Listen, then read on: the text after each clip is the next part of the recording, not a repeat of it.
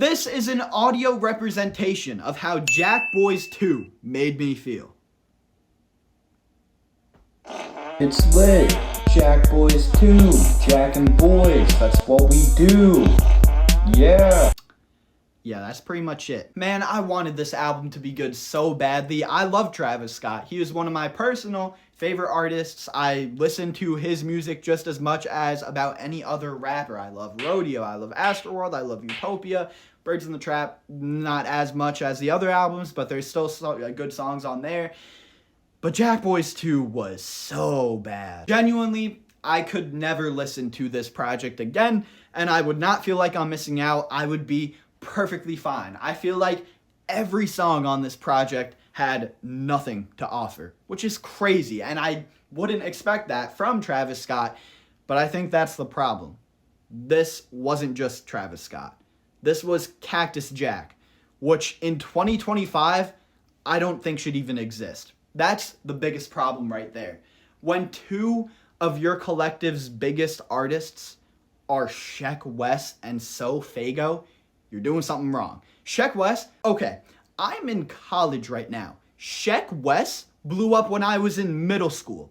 There is no reason for that man, along with So Fago, to be on a Travis Scott song in 2025. There's no reason for them to collab. They're not on the same level. They're not even on the same planet in terms of talent and rapping capability. And you could tell throughout this whole album, Sheck Wes, he just couldn't keep up anytime he was on this project. And that's especially the case with this insane, ridiculous verse.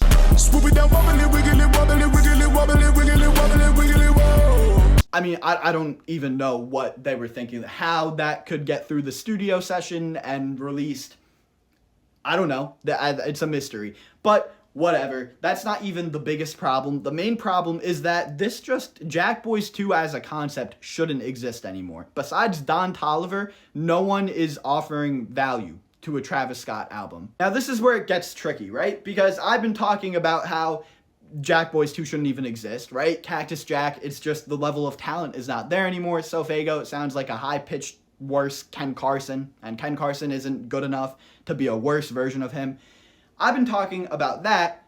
Simultaneously, though, this album didn't have enough Cactus Jack. It was too much and not enough at the same time. Because while this album should not have even existed because of the lack of talent there is in this collective label, whatever you want to call it, if you were gonna do it, you needed to have more Cactus Jack members. It didn't feel like a collective album. I mean, there were just as many features as there were Cactus Jack member performances. There were way too many features on this project. If you're making a label album, it should not include all these other people. It should be strictly, for the most part, except maybe a couple times here and there, just the members of the group.